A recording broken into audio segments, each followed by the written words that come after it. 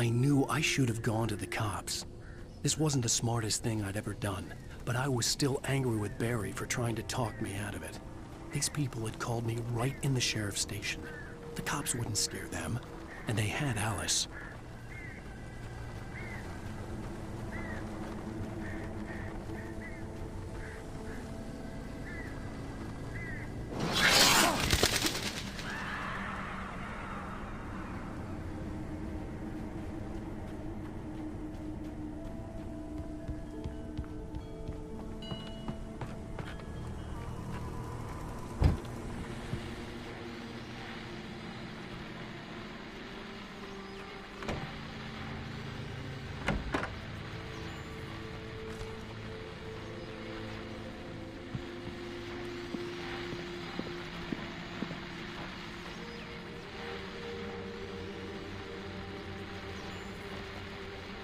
Welcome back to the show, folks. As promised, our very own Dr. Nelson has just parked his rear end in the studio. Doc, what's your Deerfest plan like? My plan? You make it sound a lot more organized than I ever seem to manage.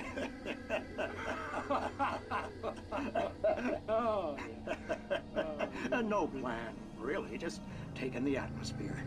I'm getting a little too rickety to do much more than that, you know. Oh, tell me about it. No sack race for us older gentlemen, huh? Yes, exactly, Pat. But I'm gonna check out the parade, of course. And I'll be one of the pie contest judges, too. Well, that takes a different kind of constitution. Oh, yeah. It's my kind of exercise. Now, Doc, seriously, you're in pretty good shape, though. You're the outdoors type. I know for a fact you're an avid fisherman. That's right. Matter of fact, just caught a heck of a largemouth bass early this morning. But you're not taking part in the fishing contest? No, not this year. See, Pat, I'm just not that competitive anymore. Now I just like to take my time and enjoy the peace of it. It's no fun if I need to worry about what I'm catching, you know? Well, considering your track record, the participants are probably pretty happy you feel that way. Well, Pat, that's kind of you to say.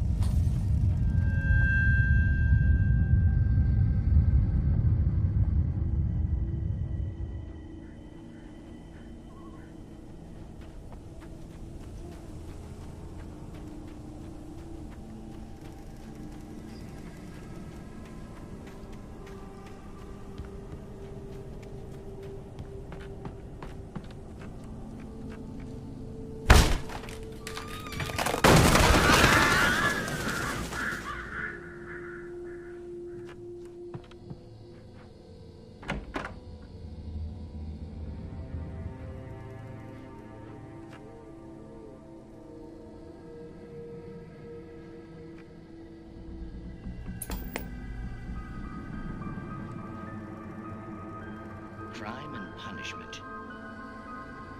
The cancer and cure of civilization. But some crimes are impossible to punish, especially in Night Springs.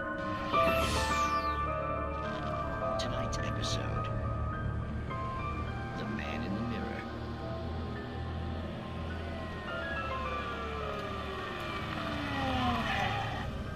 He's inside, Agent. He's a weird one. So, you're confessing to killing that guy, huh? Why?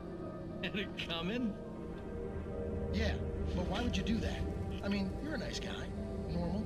Took your kid to a soccer game. So how come at the game, you pick a guy and, quoting from the arresting officer's report here, assault the victim's head area repeatedly with the weapon of choice being a pair of bare fists?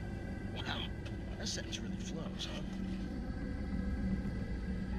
Maybe you're not the literary type. Okay, so you mess him up. But why? Who was that guy? We couldn't ID him. Why would a guy like you do him like that?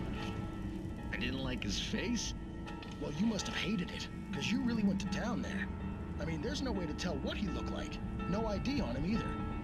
That must be difficult. But then we ran the fingerprints. Got a match. Your prints. Identical. Huh, how about that? Your son said you were wearing a white shirt when you took him to the game. But the white shirt is on the dead guy. It's plenty red now. You won't get away with this. Do you really think that's in any way relevant to me? I had plenty of time to talk to my boy before the cops arrived, you know? He won't stop screaming, am I right? You think he's ever gonna be okay? I left my mark. Believe me. You bastard. What? You gonna shoot me? What's the point? I'm going to prison. You got me. I don't understand any of this.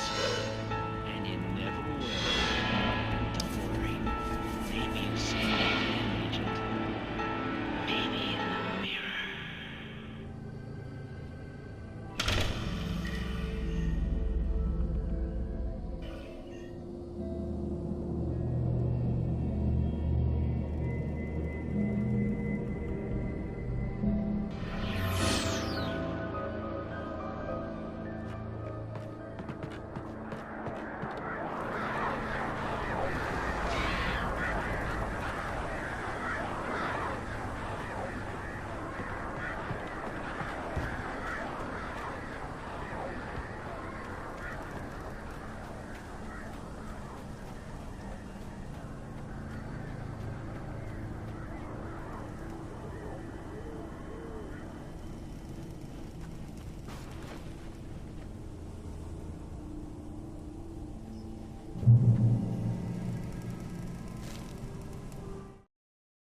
The air in the visitor center was heavy with an awful smell, as if some rotten drowned thing had crawled up from its grave.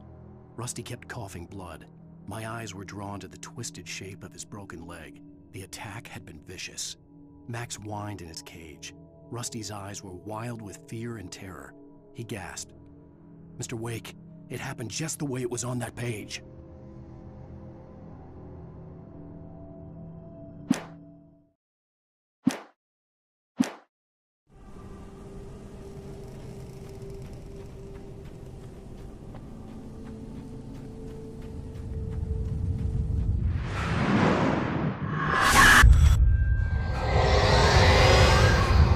Vision left me weak.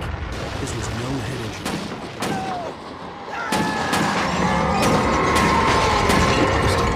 Damn. Rusty, hang on! Oh God! I'm coming! Please, help me!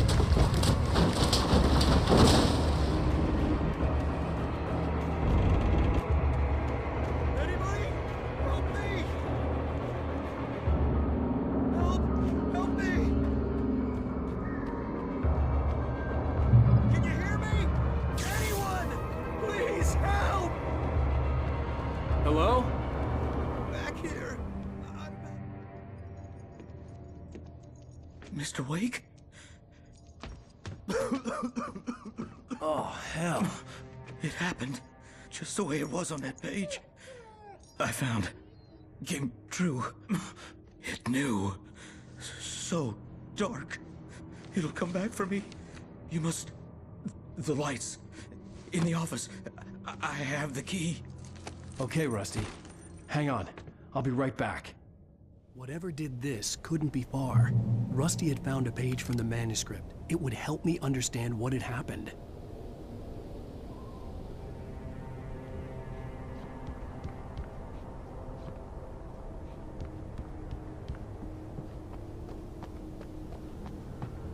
The only way to make sure that Rusty was safe was to get the power running and the lights back on.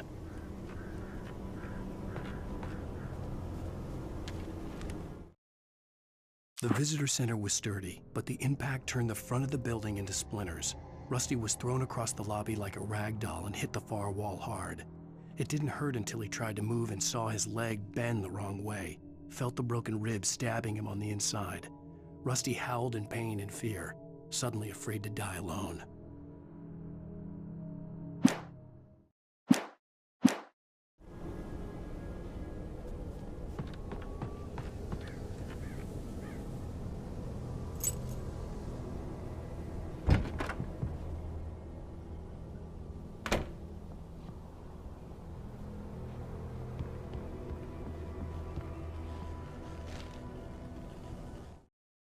At the last instant, I changed direction and threw myself down. The axe splintered the trunk of a tree. I stumbled into the pool of bright light. My lungs burned. I was too exhausted to move. I tensed as I waited for the killing blow, but it never came. I raised my head. Nothing moved in the darkness beyond. For the moment, bathed in the cold light, I was safe.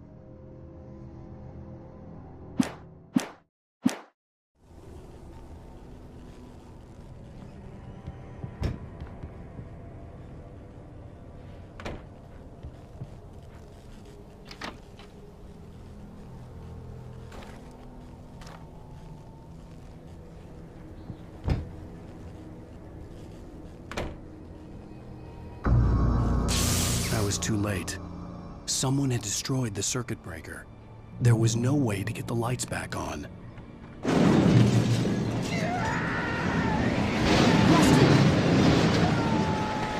Rusty!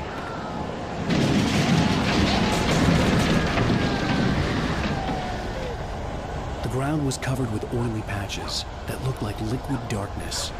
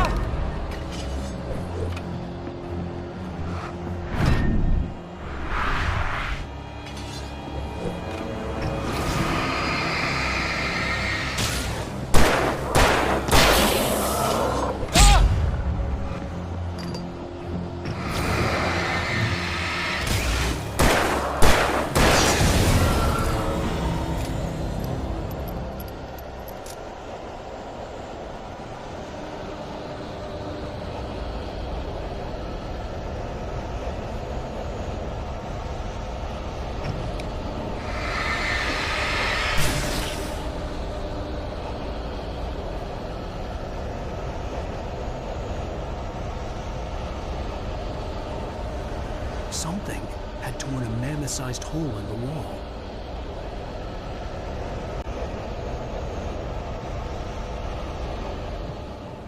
Please don't feed the animals.